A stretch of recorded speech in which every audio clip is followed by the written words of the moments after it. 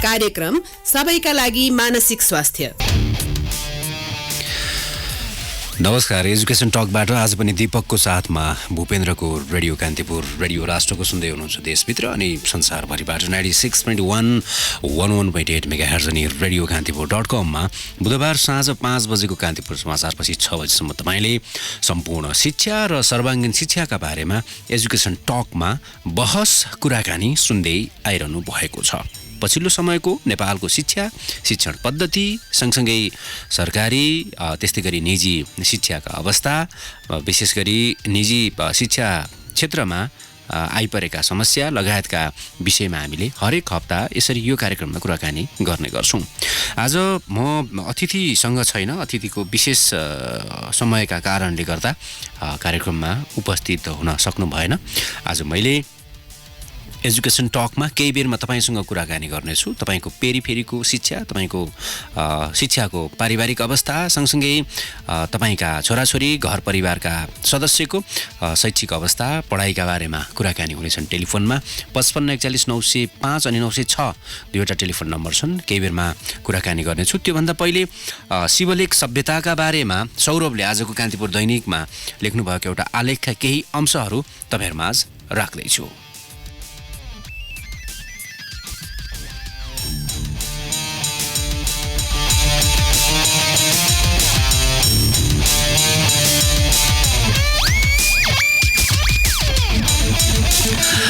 सौरभले लेखेका छन् शिवलेख सभ्यताका बारेमा। सन् 1786 मा विलियम जोन्सले केही एसियाली भाषा र इन्डो युरोपियन भाषाहरूको माउ भाषा एउटै हुनुपर्छ भन्ने, पछि प्रोटो इन्डो युरोपियन भन्न थालिएको भाषाको सम्भावनालाई अघि सारे। त्यस यता यसलाई सत्य हो भने पुष्टि गर्न प्रशस्त प्राज्ञिक कसरत भएका छन् र अब त्यो बाटो वेहरमाट जर्मन भाषामा घरसम्म पुगिसकेको छ। त्यसमाथि टीका टिप्पणी र विश्लेषण म गर्दिनँ। यति बेला त्यसको सभ्यता, सत्यता, असत्यताप्रति पनि आफूलाई लागेका कतिपय धारणा म भन्छु, सौरभले भन्दै हुनुहुन्छ। तर क्युर्गान हाइपोथेसिसका नाममा प्रोटो इन्डो युरोपियन सभ्यता भन्दै विश्व सभ्यताको केन्द्र रुसी स्टेम्पी हो भन्ने अवधारणाको मूलधार स्थापना गर्न मारिया गिम्पुटाजले गरेको मेहनतसँग म परिचित छु। त्यसको खण्डनमा उत्रिएका र वेहरमाट आर्मेनिया हो भन्ने हाइपोथेसिसका जन्मदाता टमाज ग्रामलिट्जे र बेबी इभानोभ, आनातोलिया हो भन्ने कलिन रेनफ्र्यू, पाषाण युग हो भन्ने मारिया अलेनेई एवं गङ्गाको मैदान हो भन्ने कन्राड एस्टका सामग्रीहरूसँग पनि म परिचित छु। शिवलेखलाई अङ्ग्रेजहरूले बिगारेर शिवालिक बनाइदिएका छन्। त्यसमाथि शिवालिक हिल्स लेख्छन्। यो हास्यास्पद छ। लेख भनेकै हिल्स हो। आजभोलि शिवलेख नाम चलन चल्ती बाहिर पुगिसकेको छ। यसलाई चुरे भन्छन्। चुरे। अङ्ग्रेजहरूले फेरि पनि चुरेलाई बिगारेर चुरिया हिल्स बनाइदिएका छन्। स्थानीय भाषाका अर्थ नबुझे पनि जानेको छु जस्तो देखाउनु पर्ने मिथ्या अहम यहाँ छ। संस्कृतको चूर्ण अर्थात् धुलोबाट चुरे भएको छ, किनभने यो धेरै पुरानो उच्च श्रृङ्खला हो। ढुङ्गाहरू चर्किएर फुटेर धुलो जस्तै भइसकेका छन्। अफगानिस्तानको सुबुत गाईदेखि पूर्वी इन्डियामा पर्ने ब्रह्मपुत्र नदीको किनारसम्म पुग्छ। यो नेपालको सिमाना छोडेर पश्चिम लाग्दा यसले अहिलेको मोहनजोदारो सभ्यतालाई चाहिँ अलिकतिले मात्र छुँदैन। त्यसबाट उत्तरमा अलग छ यो, अनि यही श्रृङ्खलालाई उत्तरको केही मैदानी भाग पनि छोडिदिएर हिमालय श्रृङ्खला उठ्न सुरु गरेको छ। यो पनि पश्चिममा नाङ्गो पर्वतदेखि पूर्वमा नाम्चा बरुवासम्म 2400 किलोमिटर लामो भूभागमा पसारिएको छ। शिवलेखको 1/3 800 किलोमिटर दक्षिणमा र हिमालयको 1/3 800 किलोमिटर उत्तर लिएर नेपाल बनेको छ। यी दुई श्रृङ्खलामा नेपालका दुई गोडाले टेकेका छन्। यिनै दुई श्रृङ्खलाले अन्योन्याश्रित संस्कृति बनाएर आदि युगमा विश्वलाई जुन सभ्यताले सिञ्चित गरे, हुर्काए, फलाए, फुलाए, समयक्रममा त्यो चिन्नै नसकिने भएर सयौं मिटर माटो मुनि धस्सिसकेको छ। तर भुइँचालो क्षेत्रमा परेको र चिहान निर्माण मूलधारको संस्कृति पनि नभएकाले चीन र मध्य युरोपमा उधिनिएका जस्ता पुरातात्विक अवशेषहरू चाहिँ यो इलाकामा अहिलेसम्म भेटिएका छैनन्। त्यसमाथि पाइएका भनिएका पुरातात्विक वस्तुहरूको कार्बन डेटिङ गर्ने, क्रोनोलोजी र पाइलोनोलोजीको परिशोधन गर्ने प्रयोगशाला क्षमता पनि विकसित छैन। सन् 1960 को दशकतिरै तुलनात्मक अध्ययनबाट बाहिरिसकेको ग्रेभियर पटरी र पर्टसर्ट्समै आफ्नो अध्ययन सीमित गरिरहने समकालीन नेपाली विज्ञता आशलाग्दो पनि रहेन। कुनै पनि कथित किराँत राज्यलाई यौवेद्यहरूले सत्ताच्युत गरेर लिच्छवीहरूलाई बाटो बनाइदिए भन्ने मन्तव्य आएछ भने आश्चर्य हुने छैन। फलस्वरूप खास गरी मध्य युरोपमा भइरहेका पुरातात्विक उत्खनन र तीनमाथिको बहस नै विश्व सभ्यताको थालनीको विश्लेषण हो भन्ने धारणा धेरै नेपाली विद्वानहरूमा पाइन्छ। उनीहरूसँगको संवादमा केही पटक 2-4 वाक्यमै म थाक्ने पनि गरेको छु। यसैले 2075 फागुनदेखि मैले टिप्पणी लेख्न सुरु गरेँ। यो यसैको समष्टि रूप हो। यद्यपि नवपाषाण युग र पछिल्लो हिमयुगसम्म मात्र मेरो रुचि हो, न कि कथित 1.25 लाखदेखि 5 लाख वर्ष अघिको सोनोरान संस्कृति भन्न म चाहन्छु। सीमारेखा कोरेको छु, तर नेपालको पश्चिम सीमा महाकाली नदी र पूर्वी सीमा मेची नदी पारीका पर्वतीय श्रृङ्खलाहरूको बारेमा मेरो ज्ञान अत्यन्त सीमित छ। प्रसङ्गले त्यसलाई स्वयं समेटेको अवस्थामा बाहेक तीबारे खोजी पस्न समय जो थिएन। आजको एजुकेसन टकमा मैले पहिलो खण्डमा सौरभको शिवलेख सभ्यताका बारेमा एउटा आलेख तपाईहरुमाझ प्रस्तुत गर्ने कोसिसमा छु। केही बेरमा म यो आलेखको बाँकी मुख्य अंश लिएर आउँछु। एजुकेसन टकमा आज मसँग अतिथि हुनुहुन्न। केही बेरमा तपाईसँग कुराकानी पनि रहनेछ 55 41 905 अनि 906 मा। अहिले जाउँ पहिलो प्रचार सामग्रीपट्टि। रेडियो कान्तिपुरमा यो हो एजुकेसन टक, सर्वाङ्गीन शिक्षा सबैका लागि शिक्षा। Education talk.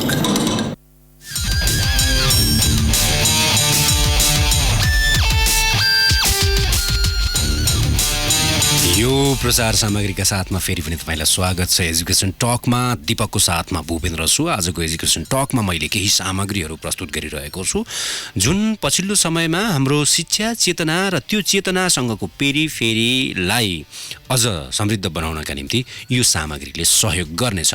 सौरभको आलेख हो शिवलेख सभ्यता। हामीले चुरे पहाडको बारेमा सुनेका छौँ। त्यसलाई फरक दृष्टिकोणबाट ढङ्गबाट सौरभले व्याख्या गर्नुभएको छ। यो आलेखमा सौरभले यो आलेखमा भन्नुहुन्छ, नेपालको पश्चिम सीमा महाकाली नदी र पूर्वी सीमा मेची नदीपारीका पर्वतीय श्रृङ्खलाहरूको बारेमा मेरो ज्ञान अत्यन्त सीमित छ। प्रसङ्गले त्यसलाई स्वयं समेटेको अवस्थामा बाहेक तीबारे खोजी पस्न समय मसँग पनि थिएन। नाम्चा बरुवा भन्दा पनि सुदूर पश्चिमको आसाम, युनान र बर्माको सीमा जोडिएको कुनाबाट सुन्तला प्रजातिलाई मैले यहाँ अनायास जसरी टिपेको छु वा वर्तमान पाकिस्तानको केन्द्रीय भूभागबाट ड्रागनलाई जसरी उठाएको छु त्यसका केही उदाहरण हुन्। शिवलेखका सबै सभ्यताजनक पाटाहरूमा पुग्न एउटा व्यक्तिबाट सम्भवै छैन। त्यसलाई एउटा संस्था नै चाहिन्छ, किनभने प्रशस्त कुराको कम्युटेसन चाहिन्छ र डेटिङ मेथोडोलोजी आवश्यक पर्छ। केही मानिसको साझा सामाजिक चलन संस्कृति मात्र हो र त्यसमा दर्शनको फ्युजन भएपछि मात्रै त्यो सभ्यता हुन्छ। कहीँ मैले लेखिसकेको छु, 3 साना सभ्यता नेवार, खस र मैथिल नेपालमा छन्, तर तिनको प्रवृत्ति जातीय छ। शिवलेख जातीयता नस्लीयता रहित तर कुनै बेलाको पृथ्वी युरेसिया नै ओगटेको सभ्यता हो। नेपालले गर्व गर्नुपर्ने विषय नै त्यही हो। त्यसका अघि विश्वका अन्य सभ्यता नेवार, खस र मैथिल सभ्यता बराबर हुन्। तर विश्वका अरू मानिसलाई बरु सजिलै बुझाउन सकिएला, नेपाली विद्वानहरूलाई नै बुझाउन गाह्रो छ। पश्चिमा विश्वविद्यालयहरूबाट सिकिएको रटिएको सेकेन्डरी डेटालाई निरन्तर रिसाइकल गर्ने र एउटा निर्क्युलमा पुग्ने र पुग्नुपर्छ भन्ने जिद्दी संस्कृति जे छ त्यसले हामीलाई कहिले चिन्तन र प्राप्तिका सीमाहरू नागेर अपार घाँसे मैदानमा निर्बन्ध छारतोस कस्न दिँदैन। म होलिस्टिक अप्रोचको अनुयायी होइन। र मेरो जीवन त्यसका निम्ति हुँदै होइन। जुन वर्गका मानिसहरूका निम्ति हो त्यो उनीहरूकै निम्ति होस्। उनीहरूले उनीहरूकै स्कुलमा भर्ती हुनुपर्छ भनेर निरन्तर दिइरहेको दबाब मेरा निम्ति अस्वीकार्य थियो र छ। क्षितिजभित्र निरन्तर एक्लो छु। एक्लास पथको यात्रा मेरो यो जुनीको नियति हो भनेर म स्वीकार्छु। यसबीच एक सामान्य तीर्थयात्रीका रूपमा कर्नेल विश्वविद्यालय, प्रिन्सटन विश्वविद्यालय, पेन्सिल्भानिया विश्वविद्यालय, एरिजोना विश्वविद्यालय, लाइब्रेरी अफ कङ्ग्रेस, इमरी विश्वविद्यालय आदिका पुस्तकालयहरूमा निजी हैसियतमा पसेको छु र चुपचाप फर्केको छु। मेरा ज्ञानका निम्ति छापिएका सामग्री मात्रै रहेनन्। ज्ञान मेरा निम्ति छापिएका सामग्री मात्रै रहेन। यद्यपि लाइब्रेरी अफ कङ्ग्रेसका माध्यमबाट मलाई सघाउन उत्साह देखाएका सहृदय नेपालीहरूलाई पनि म धन्यवाद दिन्छु। क्लिष्ट लेखेको आरोप मलाई लाग्दै आएको छ, तर क्लिष्टता विषयवस्तुले बनाउने हो। त्यसैगरी अहिले पनि सामान्य पाठकका लागि अति सरलबाट कुरा सुरु गर्नुपर्ने तर झन्झटिलो र धेरै समय लाग्ने काम भएको हुँदा एकैपटक 2800 वर्ष अघिलाई समय साँध बनाएर त्यसभन्दा पूर्वतिर मात्रै म लागेको छु। अर्थात् त्यसभन्दा वरकै कुरा बुझ्नुपर्ने पाठकहरूबाट म अपेक्षा गर्छु, चाहन्छु। मूलधारको सभ्यताको केन्द्र कहाँ हो भन्नका लागि भोलिका हजारौँ वर्ष छन्। अहिलेलाई मेरो आग्रह के मात्र हो भने हामीले सबै कुरा अन्तबाट लिएका होइनौँ, बरु अन्तका कैयौँ कुरालाई हामीबाट निसर्थ भएर अन्तका कैयौँ कुरा हामीबाट निश्रित भएर गएका हुन्।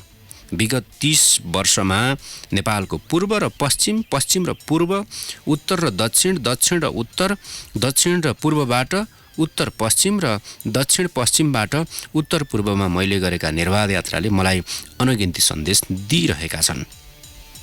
ती कठिन दिनमा पूर्व पश्चिम राजमार्गले पनि सघाएको कुरा जसरी बिर्सन मिल्दैन, त्यसै गरी महाभारत श्रृङ्खलाको बिचोबिचबाट बन्न जाने मध्य पहाडी लोकमार्ग र बलियै रूपमा स्थापित हुन जाने ग्रेट हिमालयन ट्रेलले हाम्रा सन्ततिहरूलाई युराल, आल्पस र इन्डिजकै पृष्ठभूमिमा अपार पर्वतीय ज्ञान आर्जनका निम्ति सघाउनेछन् भन्नेमा पनि शङ्का गर्न मिल्दैन। बाराह मिहिर लगायतका प्राचीन इरानियनहरूले वहन गरेको संस्कृति र जेन्द आवेस्ताको वजनलाई उपेक्षा गर्न सकिन्न। यसरी इन्डो इरानियन संस्कृतिले त्यो युरेसियालाई ढाकेको हो भन्ने कुरा मेरो अवचेतनामा उठिरहन्छ, न कि मध्य युरोपियन बेहरमाठ, तर के भने त्यो सतलजका दुई किनारबाट उभिँदै गएको मोहनजोदारो हो, जसमा त्यसलाई नछुने शिवलेखको संस्कृतिले रूपान्तरण भएर आफ्नो मौलिक रूप गुमायो। म त्यही मौलिक रूप के हो भन्नेमा केन्द्रित छु। यो बतासहुरीमा परिणत भएछ भने यो सानो तर अनेक किसिमले अशक्त मुलुकले गर्ने भनेको कुनै विश्वविद्यालयमा शिवलेख चेयर थप्ने र प्रज्ञामा शिवलेख विभाग खडा गर्ने हो, जुन कुनै पनि समस्याको समाधान सूत्र नै होइन। झण्डालाई जुवा खेल्ने तासका रूपमा चिन्ने संस्कारबाट म कुनै कुराको आशा चाहिँ गर्दिनँ। राजनीतिक परिवर्तनका नाममा आफ्नो जोराजोरी बिर्सँदै र त्याग्दै जाने अनि पहिचानविहीन हुने होडमा होमिएका आजका प्रज्ञा सम्पन्न नेपालीहरूबाट भयावह रूपमा निराश छु। तिनका तर्कहरूसँग असहमत छु भन्ने पनि लुकाउन चाहन्न। लगभग 60,000 शब्दको लेखन र थप 1.5देखि 2.5 लाख शब्दसम्मको लामो चौडा सुरु गरेपछि मात्र मैले यति भनेको हुँ। मलाई लाग्छ भविष्यले तपाईहरूलाई निराश पार्ने छैन। शिवलेख सभ्यता, चुरे पहाड सभ्यताका बारेमा, चुरेका बारेमा सौरभको यो आलेख आजको कान्तिपुर राष्ट्रिय दैनिक ओपेटबाट तपाईँहरू माझ मैले जस्ताको तस्तै राखेँ।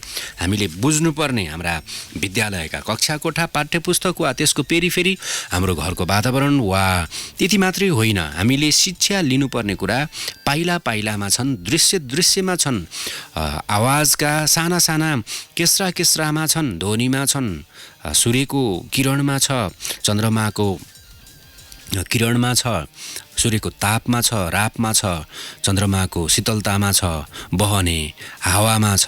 हरेक कुराबाट हामीले शिक्षा लिन सक्छौँ, हाम्रो चेतनालाई राम्रो बनाउन सक्छौँ, चेतनाको स्तरलाई बढाउन सक्छौँ। यो नै अर्को एउटा महत्त्वपूर्ण कुरा हो। सौरभको यो आलेख शिवलेख सभ्यता पढ्नका निम्ति आग्रह गर्छु र सुन्नका निम्ति पनि मैले आग्रह गरेँ। आज मेरा अतिथि हुनुहुन्न, मैले केही बेरमा तपाईँसँग टेलिफोनमा कुराकानी गर्छु। तपाईँले टेलिफोन गर्न सुरु गर्नुभयो हुन्छ। 5541 905 मात्रै टेलिफोन नम्बर। मलाई दिपकले सहयोग गर्दै हुनुहुन्छ।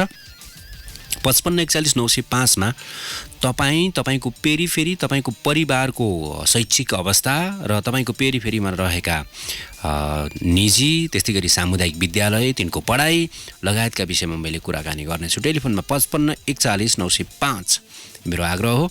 केही बेरमा म 55 मा तपाईसँगको कुराकानी लिएर आउँछु।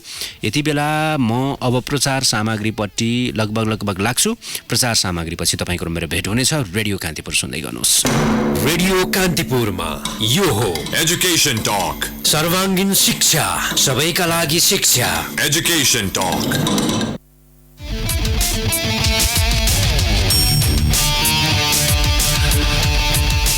यो प्रचार सामग्री सँगसँगै फेरि पनि तपाईँलाई स्वागत छ एजुकेसन टकमा। भूपेन्द्र छु तपाईँको साथमा। आज मैले टेलिफोनमा तपाईँसँग कुराकानी गर्ने जमर्कोमा छु। तपाईँको पारिवारिक शैक्षिक अवस्था, तपाईँका फेरिका निजी तथा सामुदायिक विद्यालयको अवस्था, पठन पाठन लगायतका विषयमा कुराकानी गर्नेछु। 55 905 अनि 905 मा मात्रै टेलिफोन तपाईँले गर्न सक्नुहुन्छ।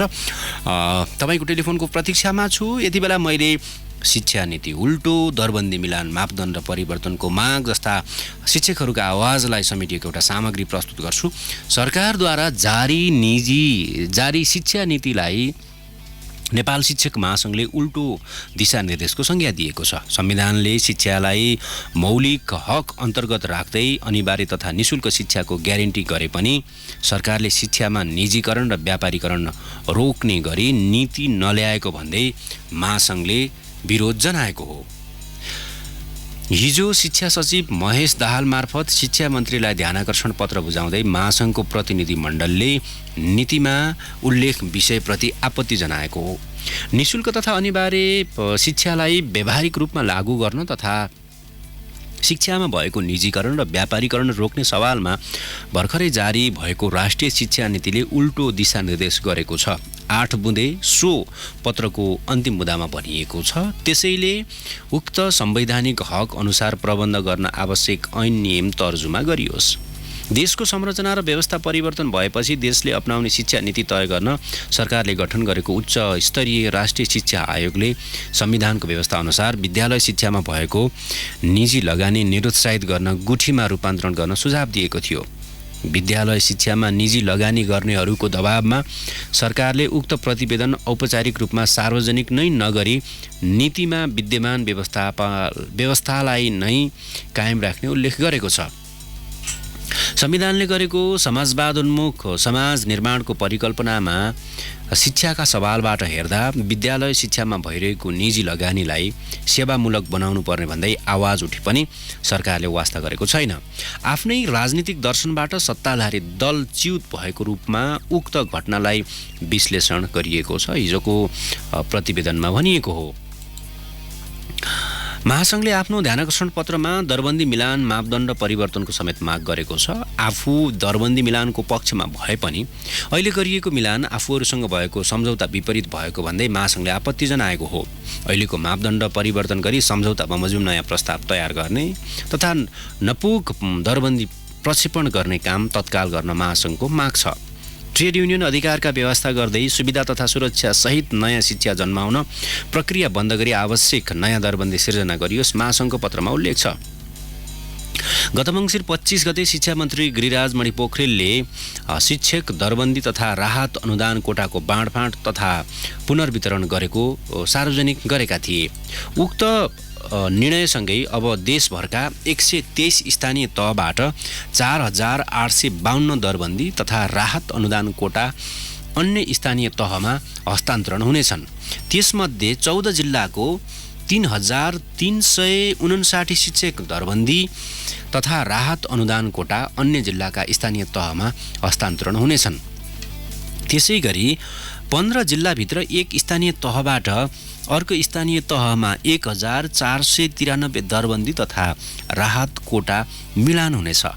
उल्लेख भएको सङ्ख्या मध्ये एक प्रदेशबाट अर्को प्रदेशको स्थानीय तहमा हस्तान्तरण हुने दरबन्दी तथा राहत अनुदान कोटाको सङ्ख्या 105 रहेको मन्त्री पोखरेलले बताएका थिए।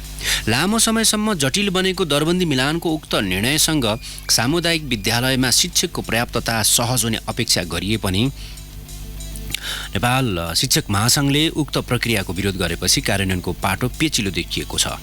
आफ्नो ध्यानाकर्षण पत्रमा महासङ्घले यस अघिको 30 बुँदे सम्झौताका आधारमा ऐन नियमावली जारी हुनुपर्ने, 10 वर्ष सेवा गरेका स्थायी शिक्षकको लागि आवश्यक बढुवा र बढुवाको अनुपात वृद्धि र विशिष्ट श्रेणीको प्रबन्ध गर्न माग गरेको छ। त्यस्तै शिक्षकको पेन्सनका लागि अस्थायी अवधि गणना गर्न, अनिवार्य अवकाश उमेर 63 वर्ष कायम गर्न, शिक्षक पदस्थापन हुँदा विस्थापित भई राहतमा पुनर्व्यवस्थापन भएका शिक्षकको पेसाको निरन्तरता गर्न पनि महासङ्घले शिक्षा मन्त्रालयको ध्यानकर्षण गराएको हो।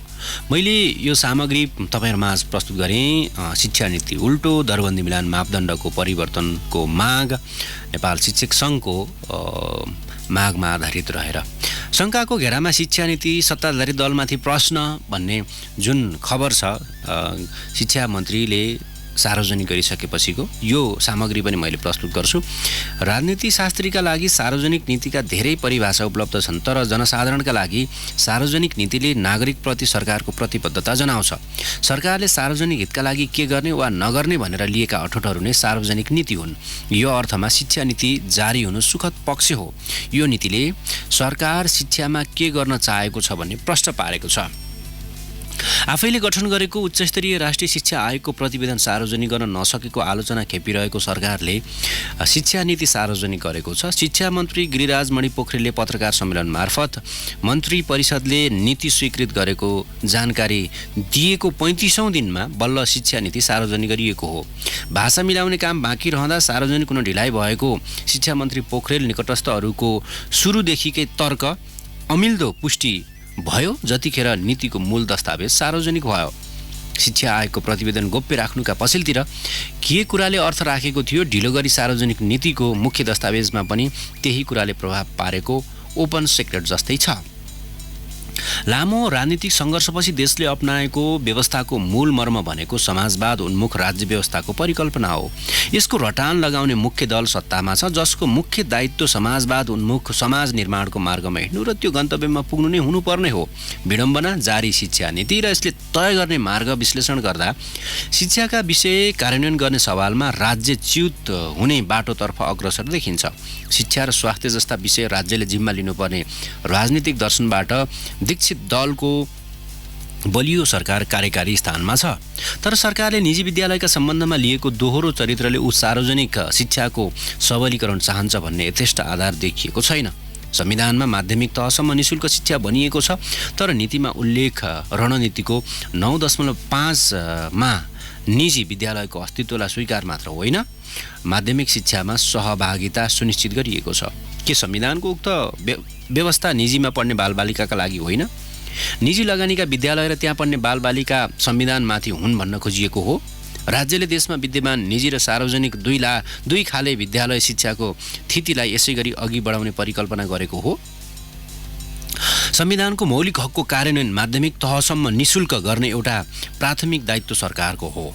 नीतिको उद्देश्यमा अनिवार्य तथा निशुल्क शिक्षाको प्रत्याभूति गर्ने भन्ने वाक्यांश प्रयोग गरिएको छ। निशुल्क शिक्षाको सुनिश्चितता गर्ने अठोट सरकारको देखिन्न। देशभरि 90% भन्दा बढी विद्यालयले कुनै न कुनै प्रकारको शुल्क लिएका छन् भनिन्छ। नीतिमै उल्लेख भएअनुसार 23% विद्यार्थीले निजीमा चर्को शुल्कको मारमा पढ्ने गरेका छन्।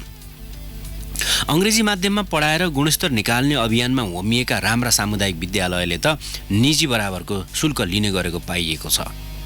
शिक्षा अधिकार कार्यान्वयनका सवालमा राज्यको नीति लागू हुनु पूर्व सत्ताधारी दलका नेताहरूले दुईवटा प्रश्नको निर्मम उत्तर दिनु जरुरी छ। एक, समाजवाद उन्मुख समाज निर्माण हाम्रो मुख्य ध्येय हुने सत्ताधारी दलका कुरा गफ मात्र गरेको रूपमा बुझ्नुपर्ने हो। मौलिक हकका रूपमा संविधानमा भएको शिक्षाको व्यवस्था कार्यान्वयन गर्ने ढाँचा के हो? कि यस विषयमा सत्ताधारी दललाई चासो नै छैन? विद्यालय शिक्षामा निजी लगानी गर्ने आफ्ना नेता कार्यकर्ताको लगानी सुरक्षा गर्न सरकार केन्द्रित हुँदा उसले संविधानले परिकल्पना गरेको समाज निर्माणको पहिलो खुड्किलो नै बिर्सेको नीतिमा उल्लेख विषयले प्रमाणित गरेको छ। त्यसो त जारी नीतिमा समावेश भएका विद्यालय शिक्षाका विषय हेर्ने हो भने पनि धेरै नीतिगत व्यवस्था पुरानै पुलिन्दाबाट दोहोरिएका छन्। कार्यान्वयनमै रहेको विद्यालय क्षेत्र विकास परियोजनाका नीति र रणनीति नै शिक्षा नीतिमा पढ्न पाइन्छ। यसले के शङ्का पनि जन्माइदिएको छ भने यो कतै आयोगको सार्वजनिक नभएको प्रतिवेदन, सङ्घीय शिक्षा ऐन र नियमावली निर्माणमा भइरहेको ढिलाइको आलोचनाबाट बच्नका लागि गरिएको झारा टार्ने काम मात्रै त होइन। संविधान जारी भएको यतिका समयसम्म राज्यको संरचना अनुकूल संविधानको मर्म कार्यान्वयन गर्ने गरी गर्नुपर्ने काम सम्पन्न गर्न नसकेको निकट विगत हेर्दा शिक्षा नीति पूर्णतः कार्यान्वयन हुनेमा शङ्का गर्ने ठाउँ बलियो रूपमा प्राप्त गर्न सकिन्छ। संविधानले ग्यारेन्टी गरेको शिक्षा अधिकारका सवाल जस्तो मुख्य कुरा थाँती राखेर नीतिमा उल्लेख गरिएका अन्य विषय महत्त्वाकांक्षाका पोका भन्दा ज्यादा लाग्दैन।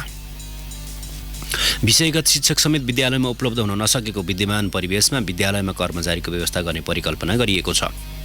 रणनीतिको 9.20मा विद्यालयमा विषयगत शिक्षकको सुनिश्चितताको कुरा गरिएको छ, तर कसरी सुनिश्चितता हुन्छ भन्ने कुरा उल्लेख गरिएको छैन र एकपटक दरबन्दी पुनर्वितरण गर्ने भनिएको छ, जबकि सरकारले आफै गठन गरेको दरबन्दी मिलान कार्यदलले करिब 40,000 विषयगत शिक्षकको अभाव रहेको प्रतिवेदन पेश गरेको छ। यदि गर्नैका लागि हो भने दरबन्दीको पुनर्वितरण गरी नपुग दरबन्दी सिर्जना गरिनेछ भनेर उल्लेख गर्न सक्नुपर्ने थियो।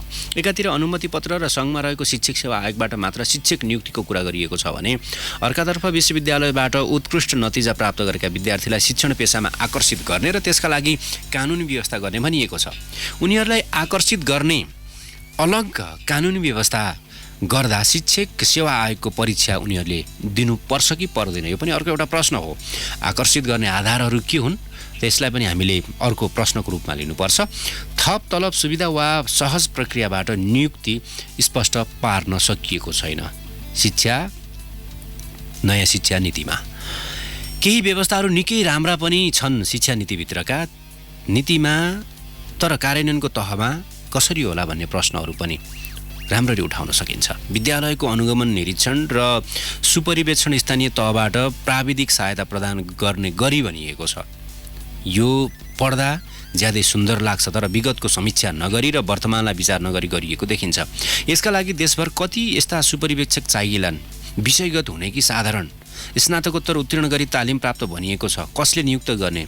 शिक्षक हो कि कर्मचारी? स्थानीय सेवाको कर्मचारी हो, सङ्घले तोकिदिने कि स्थानीयले? थुप्रै प्रश्नहरू अनुत्तरित छन्। हिजोका दिनमा विद्यालय निरीक्षण किन प्रभावकारी भएन? यसको ढाँचा कस्तो हो? एकजनाले कति विद्यालय खोल्ने, कतिजनाले निरीक्षण गर्ने? हिजोका विद्यालय निरीक्षक किन हटाइयो वा परिवर्तन गरियो? स्रोत व्यक्ति किन राखिएका थिए तर किन हटाइयो? मुदागत रूपमा व्यवस्था सुन्दर छ, तर सङ्घले स्थानीयलाई यो गर भनेर कामको पुलिन्दा बनाएको जस्तो पनि लगभग देख्न सकिन्छ। अहिले पनि थुप्रै विद्यालयहरू भौतिक पूर्वाधार र न्यूनतम मापदण्ड पुरा गरेका छैनन्। झन्डै 10 वर्ष अगाडि 5% विद्यालयले मात्र न्यूनतम मापदण्ड पुरा गरेका थिए। अहिले कति पुग्यो र बाँकी सबैमा कहिलेसम्म पुर्याउने भन्ने प्रश्न पनि अनुत्तरित छ। तिनै तहका सरकारले लगानी बढाउने भनिएको छ। कम्तीमा सङ्घीय सरकारले कति बढाउने र कति पुर्याउने भन्न सक्नुपर्ने थियो। बाल विकास केन्द्रका लागि विद्यार्थी सङ्ख्याका आधारमा आवश्यक शिक्षक आपूर्ति गर्ने व्यवस्था मिलाइने भनिएको छ। शिक्षा ऐन 2028 को 8औं संशोधनबाट बाल विकासलाई औपचारिक शिक्षाको संरचनामा समावेश गरियो। हालसम्म पनि शिक्षक व्यवस्थापनको दिगो प्रणाली अवलम्बन गरिएको छैन। न्यूनतम पारिश्रमिकमा काम लगाइएको छ। कानुनमा व्यवस्था भए बमोजिम न्यूनतम पारिश्रमिकको व्यवस्था गरिनेछ भनेर मात्र अमूर्त भाषा लेख्नुको साटो आर्थिक वर्ष 2077-78मा यति र 78-79मा यतिलाई उपलब्ध गराइनेछ भनेर लेख्न नसकिएपछि यो व्यवस्थाले के अहिले कार्यरत शिक्षकहरूले आफ्नो भविष्य देख्लान्? नीति कार्यान्वयन गर्न जारी गरिएको हो कि कुरा गर्न बुझ्न एकदमै गाह्रो छ। प्रारम्भिक बाल शिक्षामा पनि निजी शिक्षाको सहभागिता स्वीकार गरिएको छ। हाल सहरी क्षेत्रमा फस्टाएका मन्टेश्वरीको व्यापार अझ सुदृढ हुने देखाउँछ यो शिक्षा नीतिले। नियमन, मापदण्ड र गुणस्तरका पक्षहरू यसमा गौण राखिएका छन्। आधारभूत तहका विद्यार्थी आधा घण्टाभन्दा बढी हिँड्नु नपर्ने गरी विद्यालयहरू व्यवस्था गरिने र सो नभएमा आवास तथा यातायातको सुविधा क्रमशः व्यवस्था गरिने भन्ने छ। जुनसुकै राम्रो व्यवस्था हो यो, तर आवास व्यवस्थापनका पक्षहरू र सोको कार्यान्वयन कसरी हुन्छ नीतिमा उल्लेख हुनुपर्नेमा क्रमशः भनिएको छ। आधारभूत शिक्षा अनिवार्य र भर्ना नगराउने अभिभावकलाई सरकारी सेवाबाट वञ्चित गर्ने भनेर यस्तो व्यवस्था क्रमशः भन्नुको साटो कम्तीमा 2 वर्ष वा 3 वर्ष वा 5 वर्ष नै किन नहोस् समय तोक्न सक्नुपर्ने थियो। यस्तै थुप्रै व्यवस्थाहरू छन् जुन भन्नका लागि भनियो कि भन्ने अनुभूति नयाँ शिक्षा नीति पढ्दा थाहा हुन्छ। अनिवार्य तथा निशुल्क शिक्षाको कार्यान्वयन सही रूपमा भए नभएको अनुगमन गर्ने व्यवस्था राम्रो छ। नभएको भए के गर्ने, किन भएन, के भएर हुन्छ, त्यसका लागि के चाहिन्छ, कसले भन्ने, कसले उपलब्ध गराउने। मानिलिउँ विद्यालयमा आर्थिक स्रोतको अभावमा यो कार्यान्वयन हुन सकेन। अब विद्यालयलाई आर्थिक अभाव नहुने व्यवस्था कसले गर्ने कि अनुगमन मात्र। सबै आधारभूत विद्यालयमा भवन, कक्षाकोठा, फर्निचर, प्रयोगशाला, शौचालय, पानी, पुस्तकालय, बुक कर्नर जस्ता भौतिक तथा शैक्षिक पूर्वाधार पुरा गरिनेछ। पढ्दा सुन्दा आनन्दको कुरा छ। तर अहिले कतिमा यस्तो व्यवस्था छ, यसका लागि कति लगानी चाहिएला, लगानीका स्रोत के होलान्, जिम्मेवारी कसको होला, यस्ता अवस्था कहिलेसम्म तयार होलान्, खै त नीतिले बोल्दैन। त्यसैले नीतिमाथि प्रश्न उठ्छ। यो रहर व्यक्त गरेको हो सरकारले। 10+2 +2 सञ्चालन भएकाहरूलाई निश्चित समयावधिभित्र 9देखि 12 वा 1देखि 12 कक्षा सञ्चालन गर्ने व्यवस्था मिलाउने भनिएको छ। यो नीति कार्यान्वयन गर्न कुनै अर्को दस्तावेज आउने हो र फेरि पनि निश्चित समयावधि भन्नुपर्ने। सरकारले चाहेको हो भने सञ्चालन गर्न इच्छुकलाई शैक्षिक सत्र 2077बाट अनुमति दिने, नचाहेकाले 2 वर्षभित्र बन्द गर्ने भनेर नीतिमा उल्लेख गर्न नसकिने हो भने यस्ता रहरका पोकाको नीतिको कार्यान्वयनको आशा धेरै नगर्दा पनि हुन्छ। नीति बनाउने र जारी गर्ने प्रक्रियामा सरकारवालाका के कति सहभागिता भए त्यो नीति बनाउनेले जान्ने कुरा हो। तर अहिले 3 प्रदेशले प्रदेश विश्वविद्यालय स्थापना गर्ने कार्य धेरै अगाडि बढाएका छन्। तर नीतिमा हाल सञ्चालनमा रहेका विश्वविद्यालयहरूलाई प्रदेशमा रहने इच्छुक भए प्रदेशसँग समन्वयनमा प्रादेशिक विश्वविद्यालयको रूपमा सञ्चालनका लागि अभिप्रेरित गर्ने। यो व्यवस्था कतिवटा प्रदेशसँग वा विश्वविद्यालयसँग छलफल गरेर राखियो होला। समग्र नीतिमा प्रदेशका र स्थानीय सरकारका विषयभन्दा पनि सङ्घीय सरकारका रहरका विषय धेरै छन्। एकातिर सङ्घीय सरकारले आफै नयाँ विश्वविद्यालय स्थापना गर्ने कुरा र अर्कातिर कसैलाई प्रदेशको बन्न अभिप्रेरित गर्ने भन्ने पनि देखिन्छ।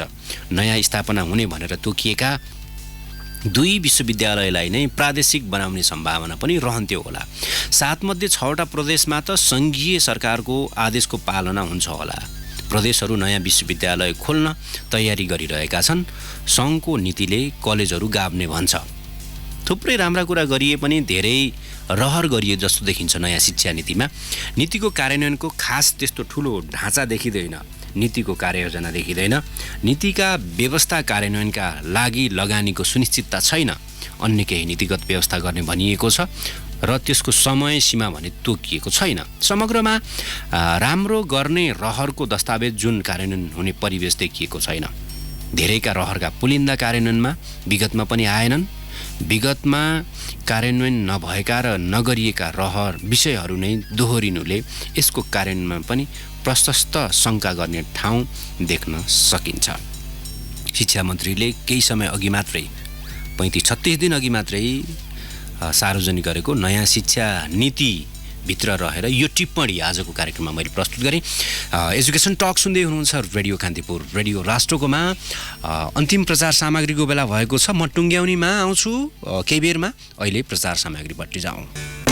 रेडियो कान्तिपुरमा यो हो एजुकेशन टक। सर्वाङ्गीन शिक्षा, सबैका लागि शिक्षा। Education talk.